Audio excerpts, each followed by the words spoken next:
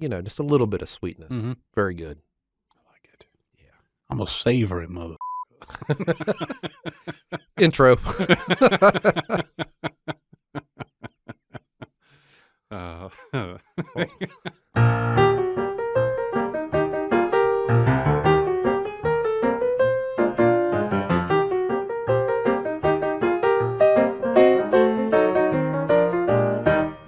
Well, hello guys. What's going on there? And welcome back to Season 3 of This Evening Tonight. I am your host, River Sullivan.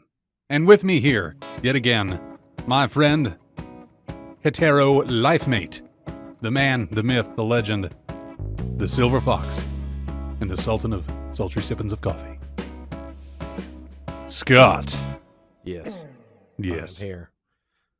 I think you need to bring back my samurai music. I think you need to speak closer into the Oh, microphone. I'm sorry. My bad.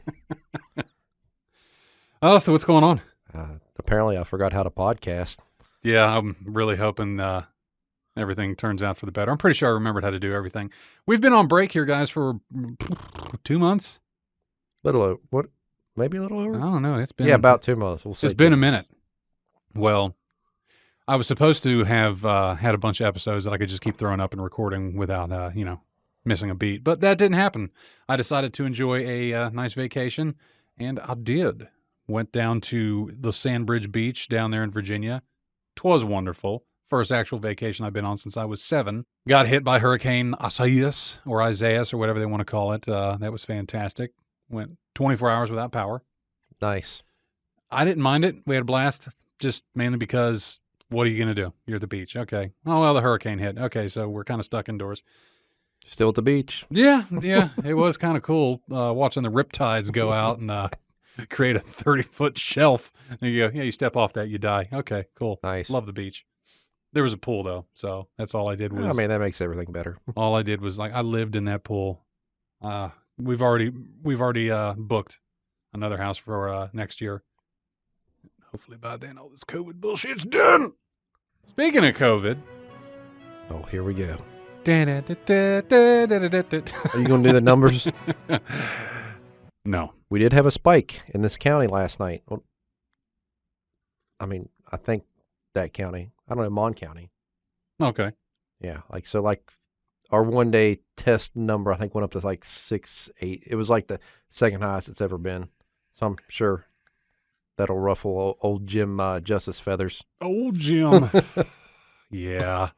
Look, there's the only spike thing, in my opinion, with that is just more people are getting tested and tests are coming back. And Right, and also the population of Morgantown just swelled up. yeah, and the college students came back. Yeah.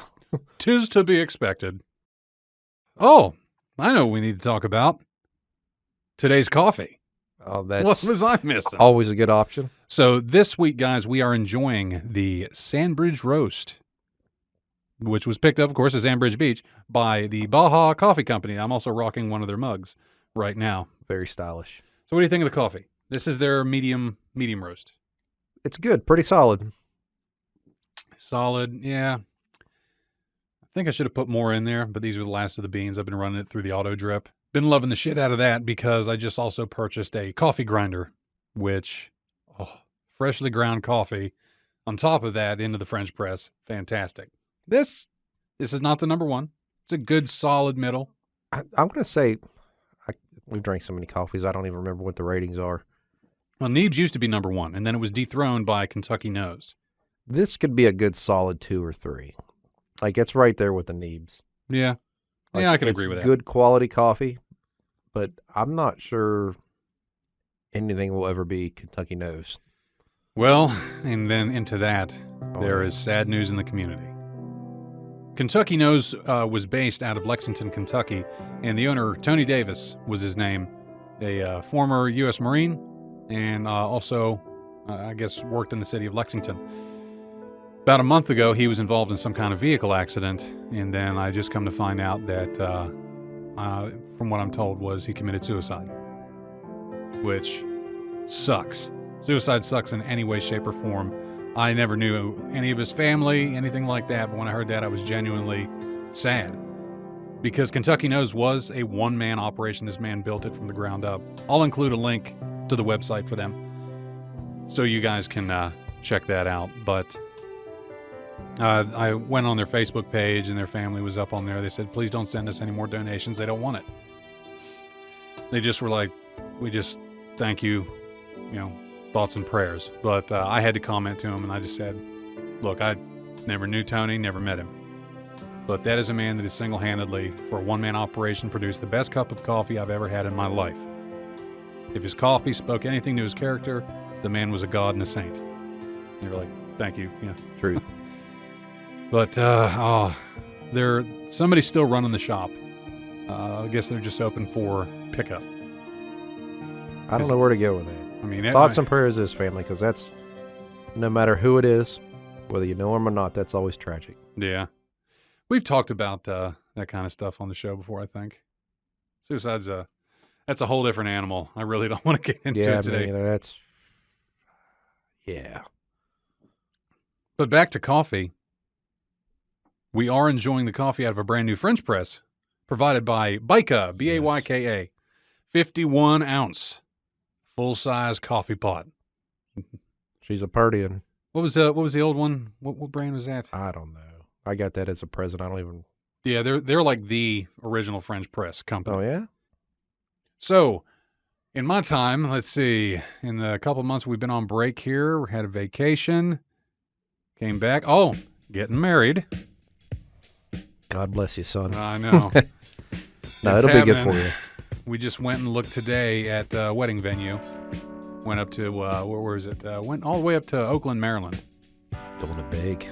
She wants the full ride. Well, I mean, it's like, it's a woman's prerogative. We went to the White Barn. It's called the White Barn, and it's like on some kind of farm or something at in Oakland. And we came up there and went out, and it's fantastic. Nice. You are, well, you know this, but the public doesn't. So yes, like I said, the Sullivan is getting married. River's getting hitched. Mr. Scott here will be one of my groomsmen's. What were you thinking? Look, you man, don't know what you've asked for, sir. You don't understand what it is that originally I had planned for all of us, because I was going to do like a musical number. And then I was like, most of my groomsmen don't really want to sing. Thanks for that, good buddy. You're welcome. I was like, I want to have Scott do a solo. Flat, monotone voice. Ave Maria. But yeah, that's going to happen. Not till 2022, because 2020 has left such an imprint on humanity that everything had to get pushed out to next year. And they're pretty much already filled for next year. And they're already filling, like, what was it? The lady said they're filled clear up till the week before Christmas this year. Like, wow. Rescheduling everybody. And then clearing next year, like clear to the week of Christmas. So they're like, when are you guys doing it? 2022? Yeah, that date's open. Okay. So there's one more we're going to look at tomorrow, and then a third one she wants to look at over in Maryland, the Wisp, the ski resort. Oh, okay. Apparently they do things. They do things. Things, for stuff, people. and things and stuff. Did they think? Sorry. No, it's all. What'd you put in this coffee? Cocaine. That's good though. Like, I think it'll be good for you. Yeah. We're not doing a wedding registry because there's like nothing we really need. That would just be too easy. No, it's like cash. She's like, just have them give cash. I'm like, okay. Just throw ones at me. Just Applebee's gift cards. Shower me with a bloomin' onion. Appetizers. I can't say I'd be mad at it. Oh yeah, you said you went to Applebee's, right? Yeah. Oh yeah. Oh yeah. So, all right. I want to preface this with, you know about my little trip to Mississippi, right? Mm-hmm. So I left. Obviously we were dealing with the COVID here, but like the restrictions weren't nearly what they are now here locally. So I get down to Mississippi and things are very strict down there. And rightfully so. They got a good bit more cases than we have. Yeah. So I come back and I'm thinking, it's going to be back to old West Virginia where nobody really cares about masks or social distance. Wear your mask or what? Right, yeah.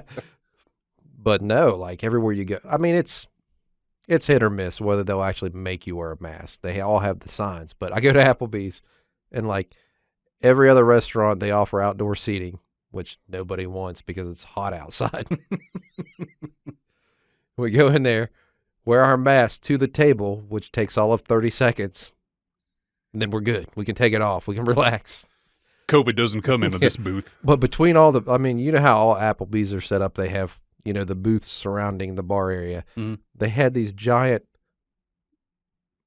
walls, like temporary walls erected between each booth that go all the way to the ceiling with a big, like, vinyl sticker on it, you know, like simulating wood. And it's like, it was so disorienting that even like the waiter was getting lost in Applebee's. It's like, I'm sorry, I forgot where you were.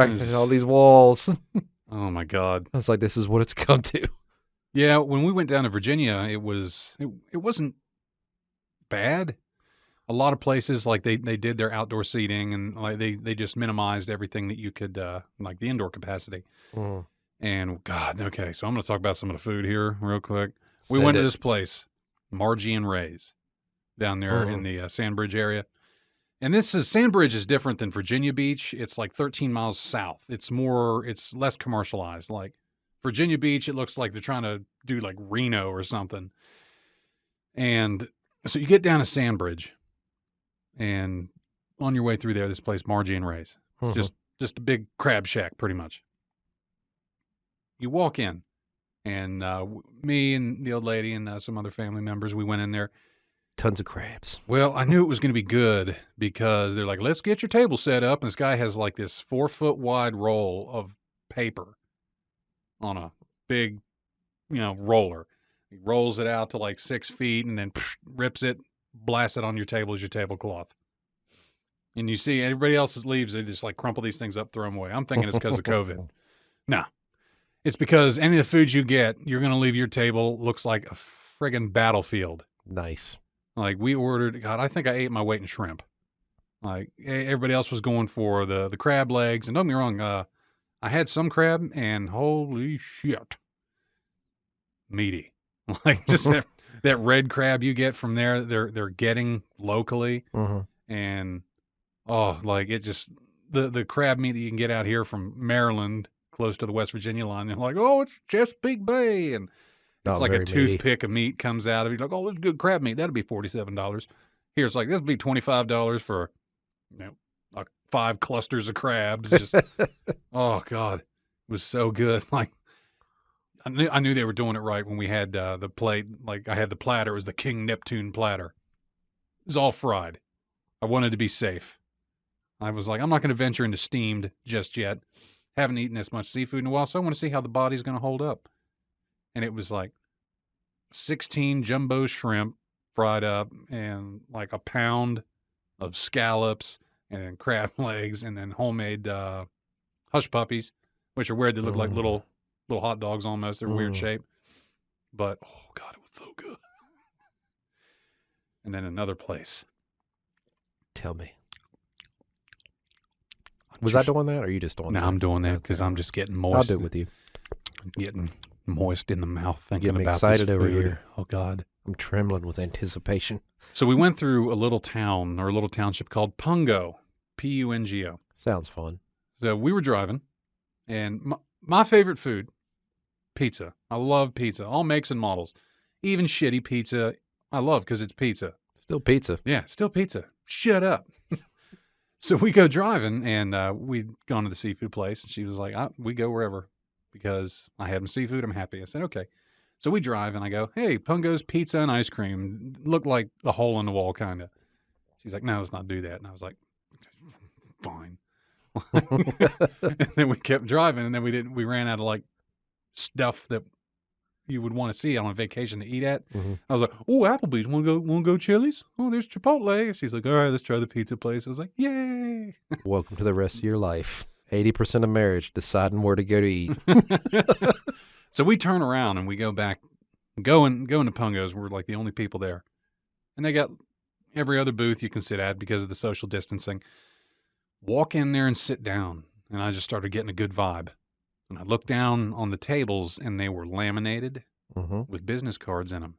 But it wasn't like come here for your next party, like touristy stuff. It had like, Local it stuff. was like Bob's Excavators. I'm like, oh yeah. I looked at her. I said, this is a local gem. I'm telling you, this is where the locals go. We ordered 6 garlic knots, which, you know, like the garlic knots you get from Papa John's that are like, you know, silver Right. dollar size. These were $3.50 for 6 of them. And each one was like the size of your fist. And like massive. And they were just served in a bowl filled with a disc of salted butter and garlic oil. And like I said, okay, this is all right. Liking this. So then we started looking at their menu. Well, because of COVID, all the menus now are on a QR reader. You scan it with your phone, you read the online menu, and you go through. I said, you know what? Convenient. So real quick segue onto that. This COVID thing is kind of forcing people to go green against their will. I can't be printing out menus anymore because of the COVID. Well, I guess we had to just use the phone. Makes sense. I'm just saying. Silver lining. So anyway, the pizza.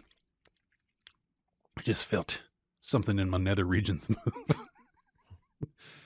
$17 for this like 18-inch pizza that was like 8 pounds. It was the seafood pizza, and it was covered in shrimp, scallops, crab, had Good Lord. marinated spinach on it. Wow, man. If I can, I'll try to put the photo up here on YouTube while we're playing the background. I have a feeling this episode is going to turn into a food episode. Look at that.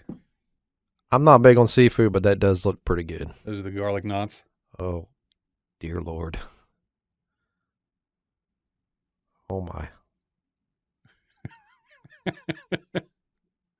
Wow. Oh, yeah. It's a ginormous pizza. But yeah, we did it right. We did it right. We each ate a couple knots, saved the rest.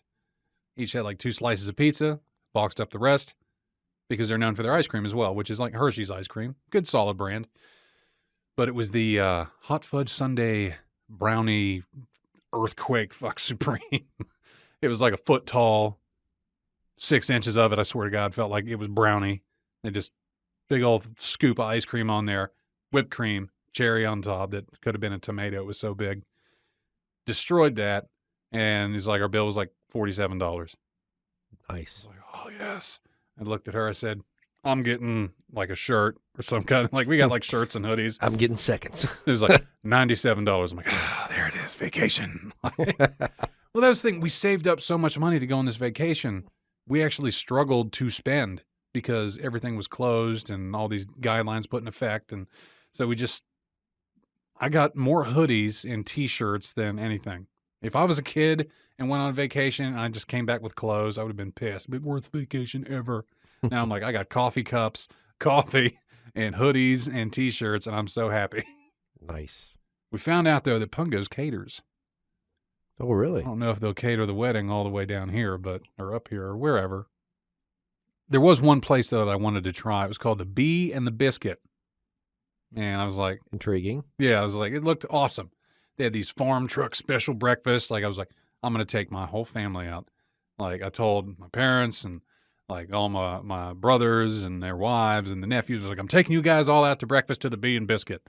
Well, it was right after the hurricane hit. And when you're at sea level, I didn't know that water likes to wash inland. Mm-hmm. Mm-hmm. And we put our cars all kind of went through the ringer. Like, my little Renegade definitely earned its little off-roady stripes. Because water was so fucking deep that we barely made it to the last road where this restaurant was supposed to be at. And they put up a sign on the road that says, no wake zone for boats. And you look and there's boats driving on the road. I pulled in this parking spot that was up on a little bit of a hill, and I waited for everybody to catch up. And I said, we're not going to make it. I swear, because I was like, I want to take everybody to breakfast to this place and be like, yeah. Nope, didn't happen. But then, like 2 days later, me and her just tried to go hit them up, check them out for breakfast. And then they were closed. Came back the next day because the power was out.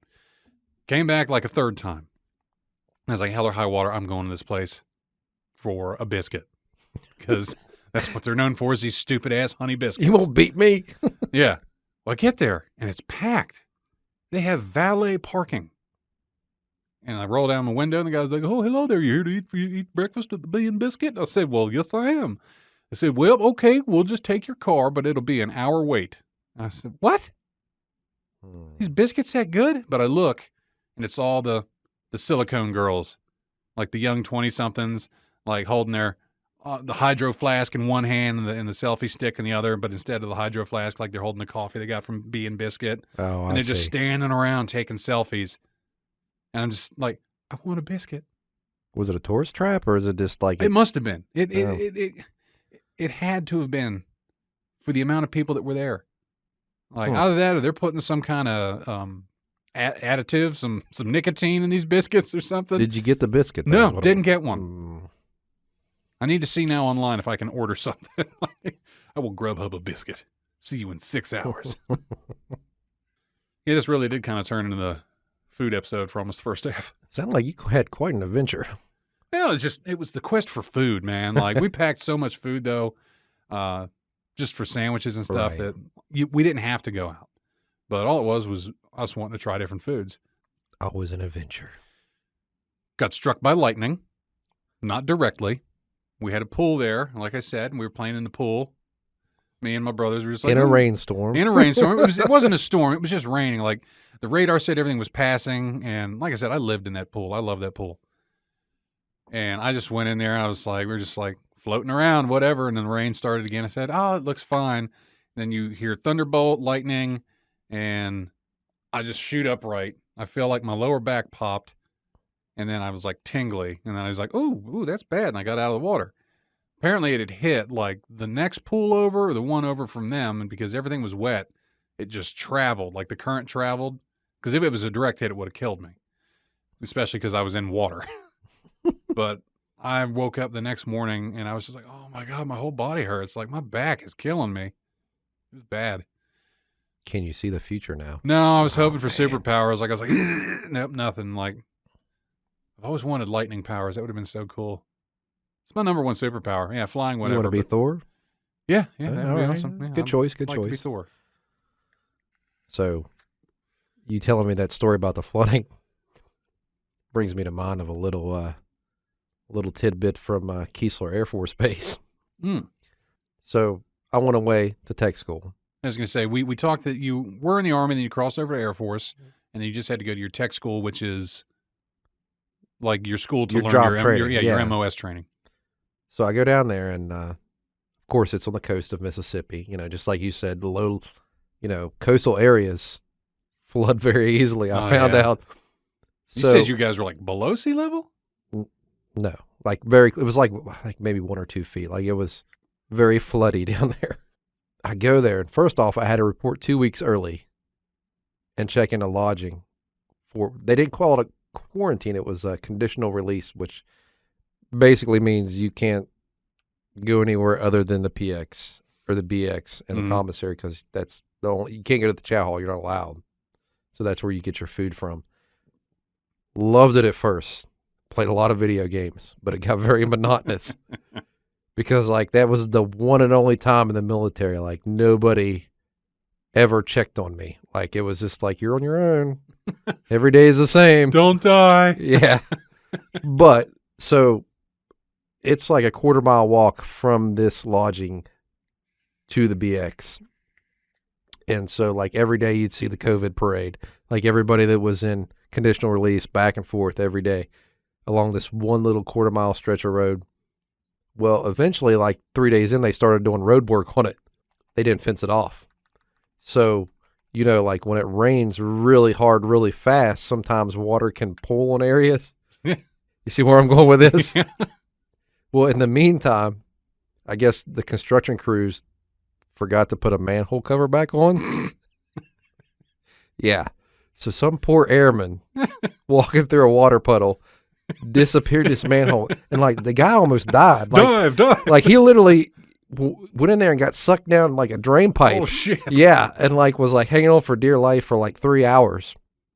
Yeah, like the MPs or the SPs had to go and rescue him. So therefore, like the next day, they slid flyers underneath our doors saying that you couldn't walk through this construction zone, like, and they fenced it up. Well, we forgot to put a Manhole cover. God, wow. But it was like literally only 2 inches of water. But if you can't see a manhole, Mm-hmm. whoop. I've seen people do like those big potholes. Like you see videos of that online. Like, I'm gonna get my new shoes wet. Like, oh God. Totally happened. Oh well, it's good to know that he lived though. And it was just weird. Like I would walk. There was a Popeyes on base. Mm. And you had to walk like, you know how every post has those big, huge parky areas with replicas of planes and whatnot. Thought it was dry land. The dry land was a myth that day. 2 inches of water hidden by grass. But the one thing I'll say, though, is down there, like, they do have some really good food. Yeah. Yeah, so you're close enough to New Orleans down there, though. You have a lot of, like, Creole and Cajun-style foods. And there was this one hole-in-the-wall place, and I cannot remember the name of this place for the life of me. It was downtown Biloxi. Great red beans and rice. Awesome. Didn't you send me photos of that? I think I sent you photos of the beignets, didn't I? Or maybe it was the catfish. But I'm a pretty big catfish fan. I think it was the catfish. So there was this place, I think it was... Okay, so real quick, I've never had catfish. Like I've had tilapia and flounder, salmon, bass, stuff like that. How does catfish differ in the flavor if you were to try to break it down? It's fried. No, like most places serve farm-raised catfish because they are bottom feeders. So depending on what water source you get them from, they can taste kind of nasty. This catfish kind of tastes like shit. But the farm-raised, like when it's made in the southern style, which is breaded and deep fried, like it is delicious. It's just eliminates that entire fishy taste. Which, yeah, exactly. It leads me into like this. The place that I went several times was in the next town over. Oh, man. That was me. Rockstar. Yeah, I know. It was called Aunt Jenny's Catfish. Jedi. But it was an amazing place because it was on the back bay. So it was very picturesque. And it was like in an old, like 1800 style house, like just ginormous house, and like had tons of different dining rooms. But the great thing about it was like no matter what you ordered, all you can eat for around about $12.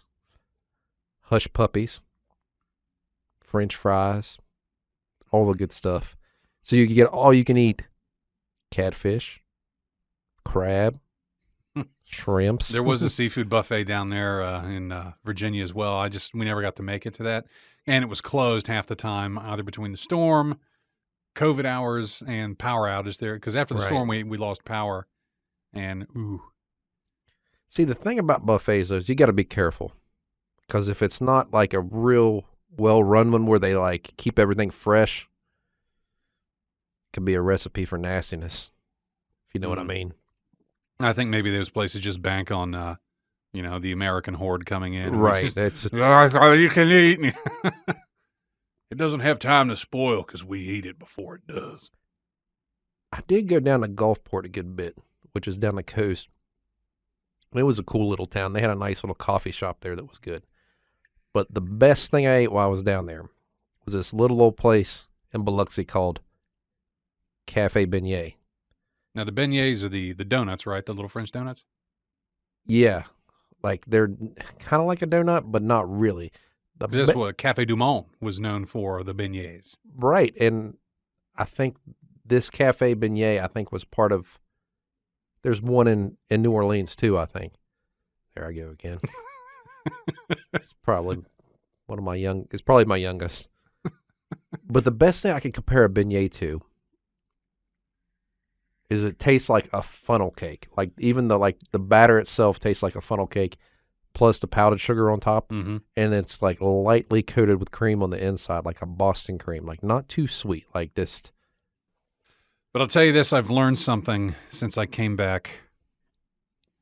I went down there as a boy, returned as a man, defeated man. Not even because of the marriage. It's because I went to Lowe's and bought a weed eater. Let me explain this. We've had this property now for this will be our year, the end of September.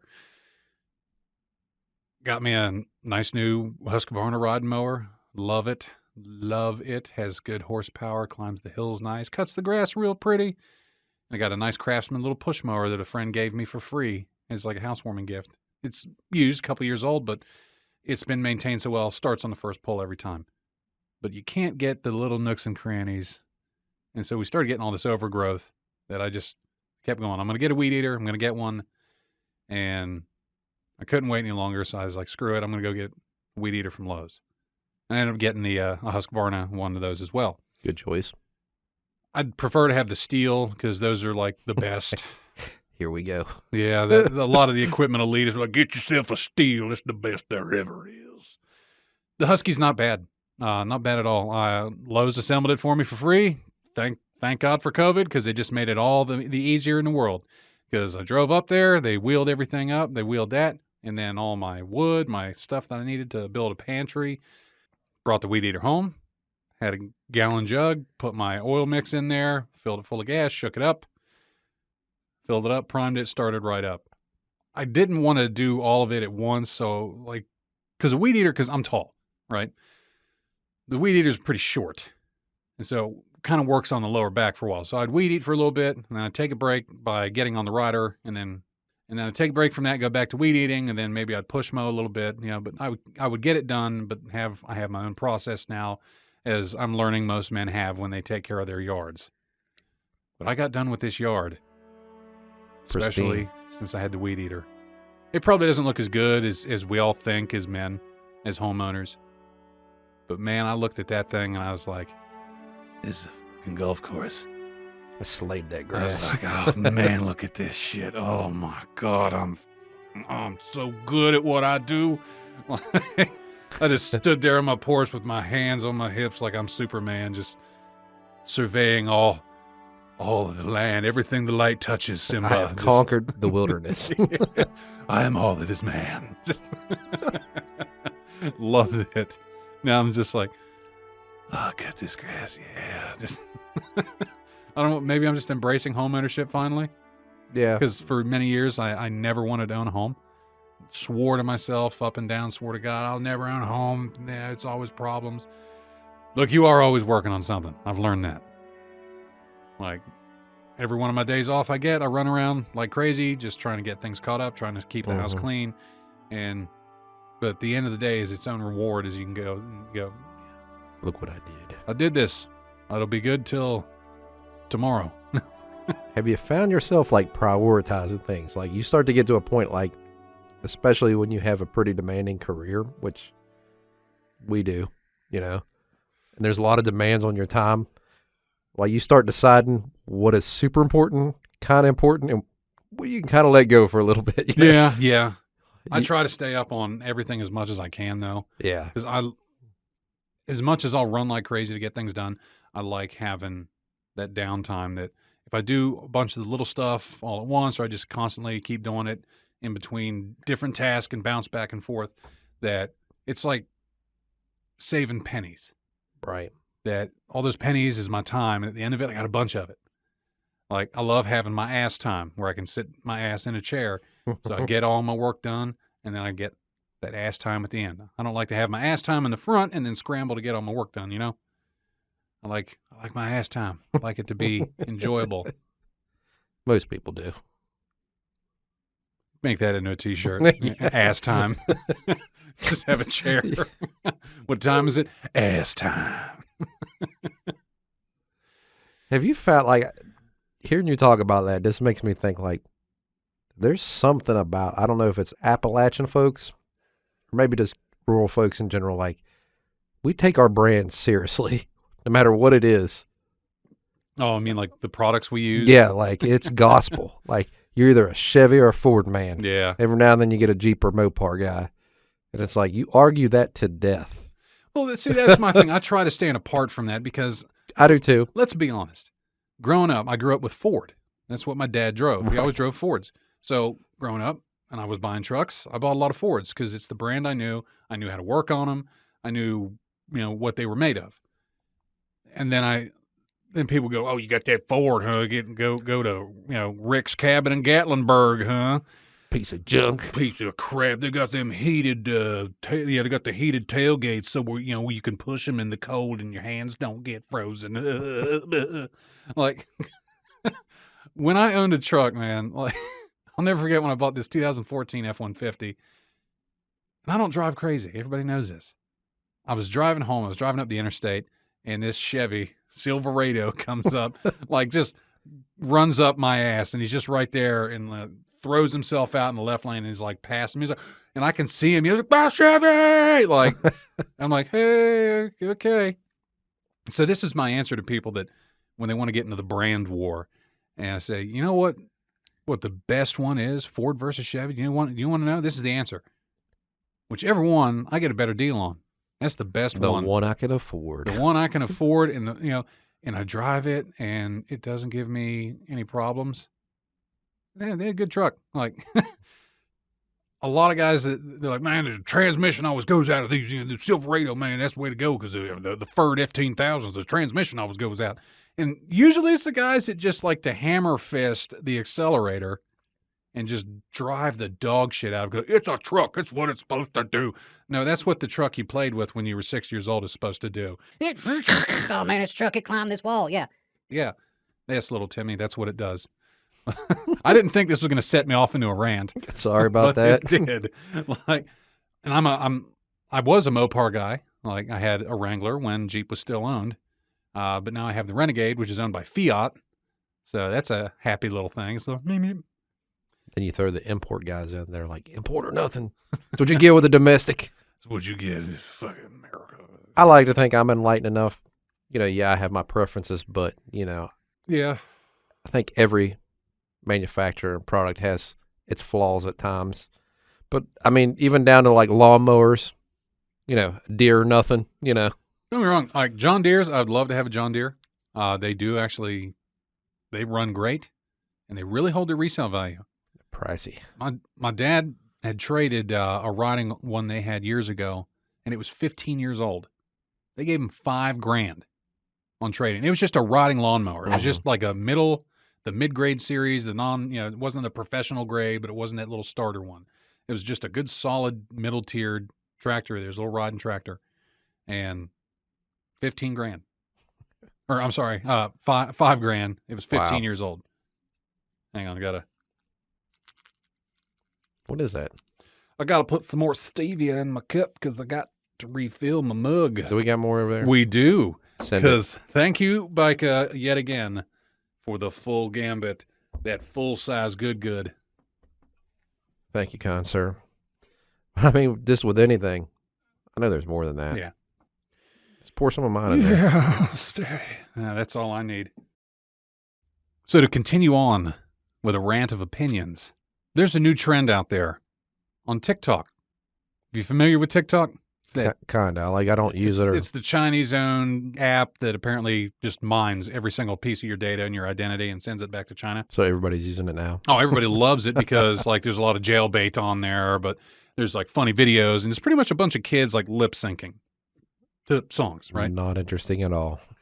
No, I had TikTok for a little bit, and there were a lot of dog videos were on there, and that's what I really like. I like watching funny dog videos. But some people, it's kids, it's the great old Gen Z. They have created a trend of POV murder victims. And like legit? Based on, was like they just lip sync, but there's no audio, like, so they just put in text, and it was like supposed to be the camera's supposed to be you watching this person or staring at them and talking to them. And the text comes up. It's like, OMG, how you die, Oh, I was killed in Auschwitz by the Nazis, and like, oh, that's terrible. I'm so sorry. It's kind of messed up. And then they'll end it with, it's okay, a little smiley face. But they're like, oh, hashtag awareness. Like, they're trying to make awareness for the Holocaust, which, by the way, anytime I say the word Holocaust, I have to blur out Holocaust because it will trigger the AI in YouTube and flag it. See that? So anytime I say the H word, like all those other ones, Holocaust, I have to blur that out. I have to beep it That's another gripe I have, and I've been reading more about it, and it's really frustrating. Is I don't think people realize how much social media is really, and what's the word I'm looking for? It's numbing people, Well, not just that, like dehumanizing. they're doing a lot of censorship Mhm. for what they deem as either misinformation or false information. Or offensive.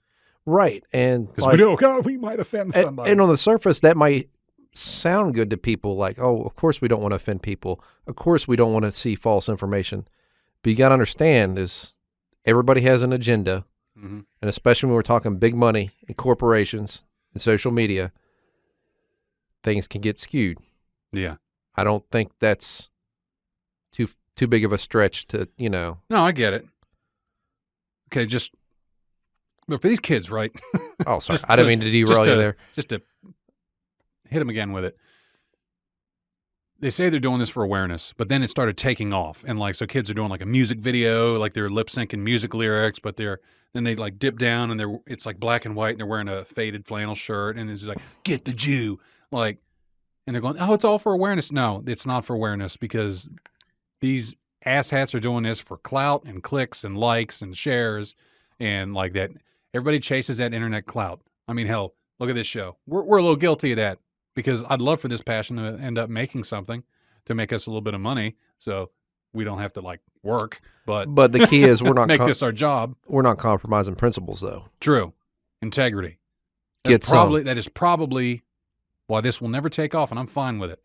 If there's a small pool of people on this earth that wants to enjoy this show, I'm all happy for it because everything we talk about on this show, none of this is made up. I don't believe we've ever done anything just for the sheer shock value or like there's never any clickbait because I hate clickbait more than anything. But it's like these kids don't think. They just go, oh yeah, this will get some likes. But they go, oh, I was just trying to raise awareness. Who is not aware of the Holocaust? I mean, probably that generation maybe because a lot of them don't give a shit about school. And with COVID, there's no school going on. And now you have people raising their kids in the generation that, oh, that didn't really happen. Oh, we didn't land on the moon either. I mean, fuck it, the Earth's flat. America was never free. Yeah, but I can't. And they do. It's not just like the Auschwitz scenario. Another girl did it for like Columbine. It's so messed up. And it was like, OMG, how you die? Oh, these 2 boys gunned me and 12 other friends down. Oh, I'm so sorry you're dead. It's okay. No, it's not okay. It doesn't raise awareness. That just makes people, you're capitalizing literally on the dead backs of people. You want to raise awareness, you do it the right way. You don't do it through TikTok. I'm glad I've never used this app. I'm glad I deleted it. And they're trying to ban it in the US. I know all US service members, like all branches of the military, if you're in the military, you are not supposed to have it. They've ordered people, like I know it's mainly for the active duty guys, is you don't have this shit on your phone because it tracks everything in your phone. Spyware. Pretty much. I had different thoughts on this today as I was doing a little bit of internet research, but I can't. I mean, I don't mean to get all spiritual on folks, but is this where you want to be when Jesus comes back?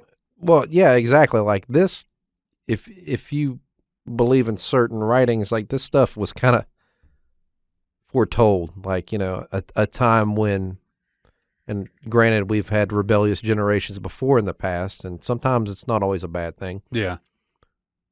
But where we are now, and I'm not trying to paint every person with a broad stroke here and saying, you know, if you're part of this generation, you're a bad person. But we live in a time when all of a sudden right has become wrong and wrong has become right. Where a shocking comment holds more weight than the truth. Yeah. Sometimes being selfish is considered selfless and the other way around. Like, it's very confusing. Mm-hmm.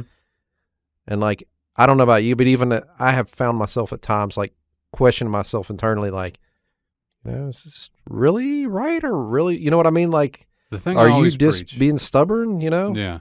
I mean, the thing I always preach to people is if you're ever in a situation and you're not sure as to whether somebody should be doing something or shouldn't be doing something. If you have somewhat of a normalized, generic moral compass, and that little voice in your head goes, this doesn't feel right. Human instinct has kept humanity alive longer than any other piece of technology out there, or what a social media post or thing or whatever you want to call it, like whatever the news has told people like that. The basic survival instinct, like that fight or flight feeling that people get when something bad is happening, but now we're so clouded that we're just not sure anymore. If you trust that basic instinct, chances are you're right. But Agreed. now it seems like we're approaching this precipice of where everybody's being and have been or has been or will be rewired. Like we're all being rewired if you think about it. Yeah. Just because Absolutely. like you think about it in the premise of the social distancing. Yes, again, I do believe this virus is real. I do believe it's out there. But everything that's come from that is changing who we are as people. And to quote another movie that I'd seen that was the shocking comment thing I said there, that was from the movie called God Bless America. And it's kind of a controversial movie. Netflix used to carry it. I don't think they do anymore. But this guy goes on these separate rants about, what's happening in this country. And this movie's several years old now, but the thing I really like that resonates with me now is, what is the point of having a civilization if nobody wants to be civilized?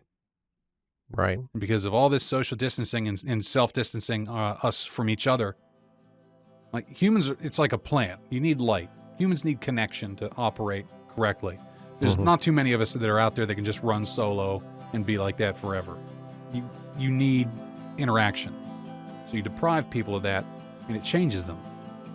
And it dehumanizes them in their appearance. Like you just don't even think of them as a person, because now we're trying to get accustomed to being without.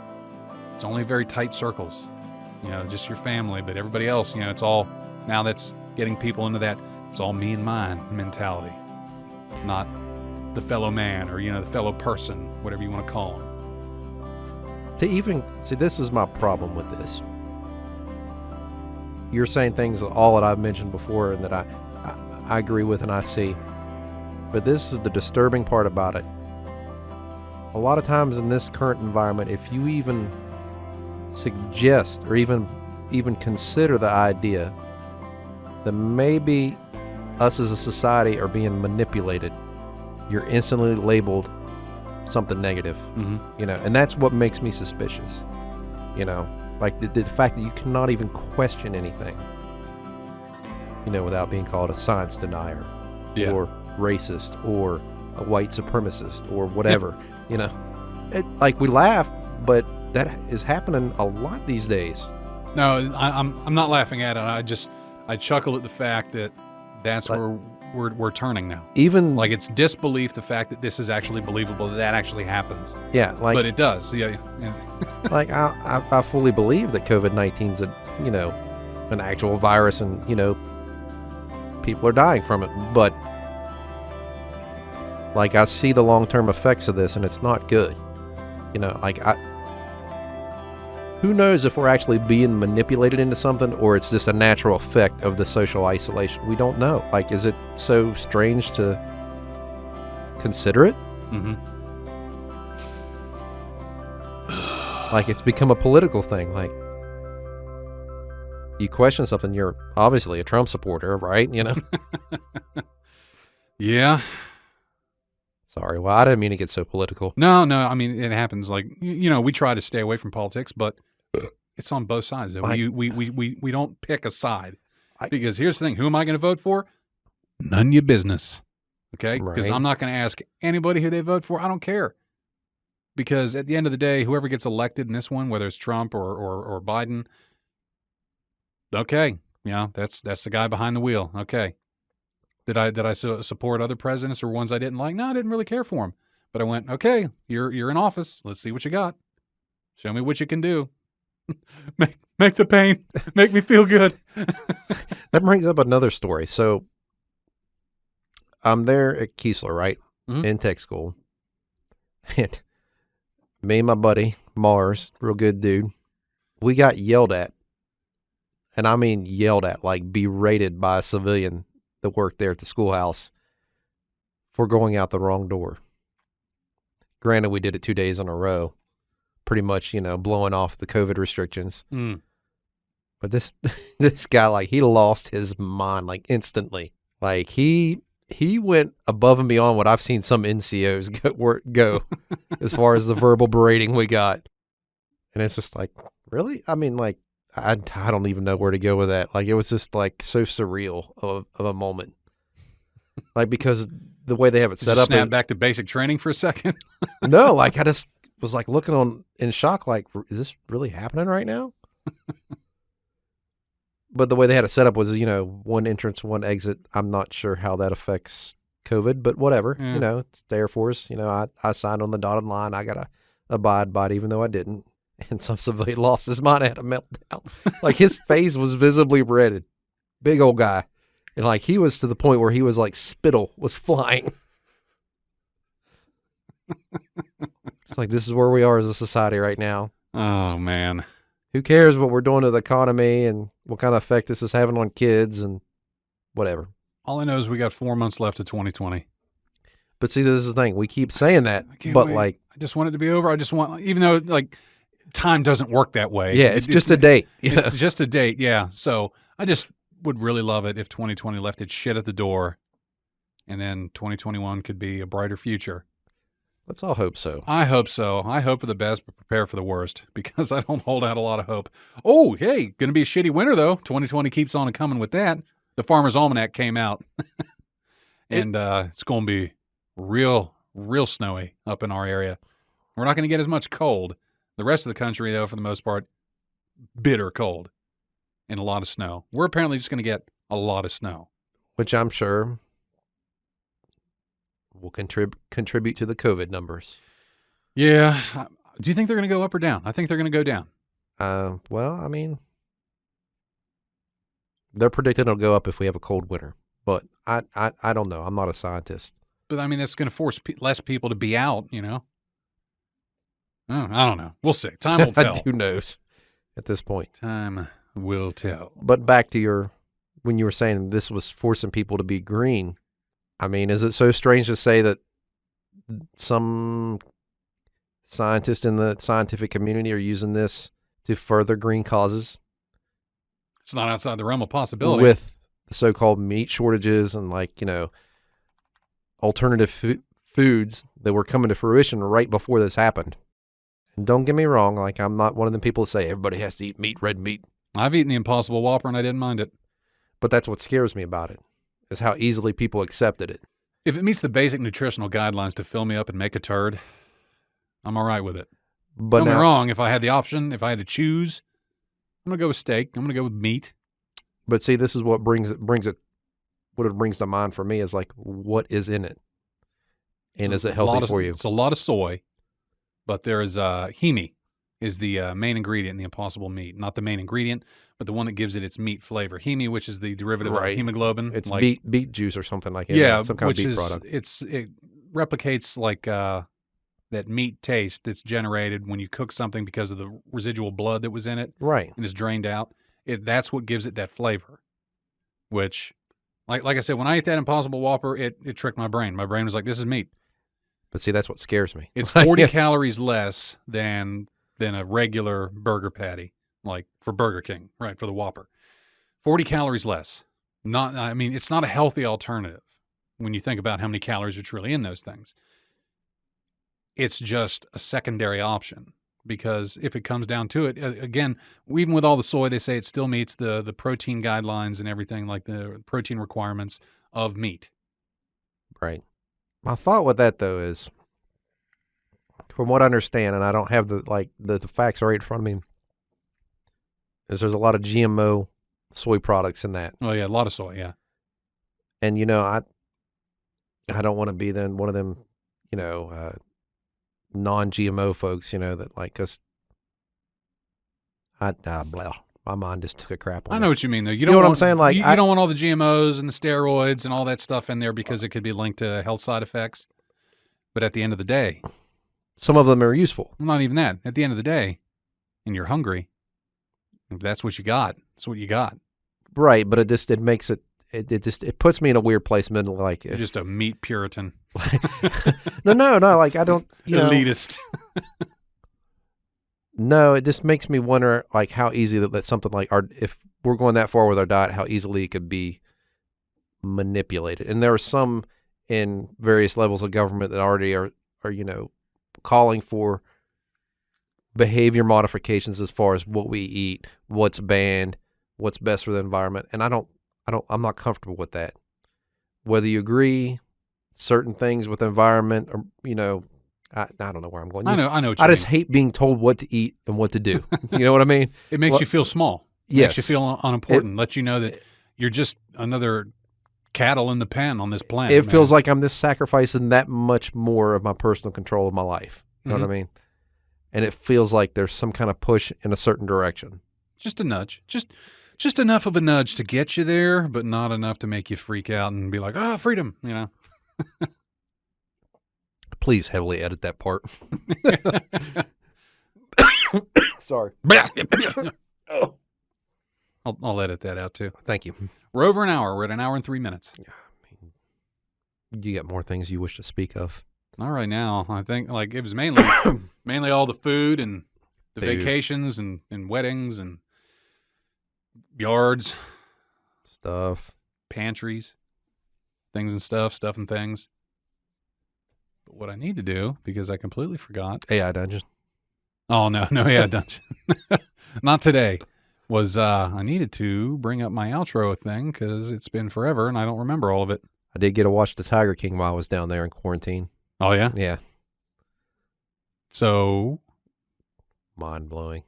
It's like episode 2 or 3, you're like, what in the world am I watching? But you can't stop watching it because the plot is so strange and unbelievable. You're like, I got to see another episode.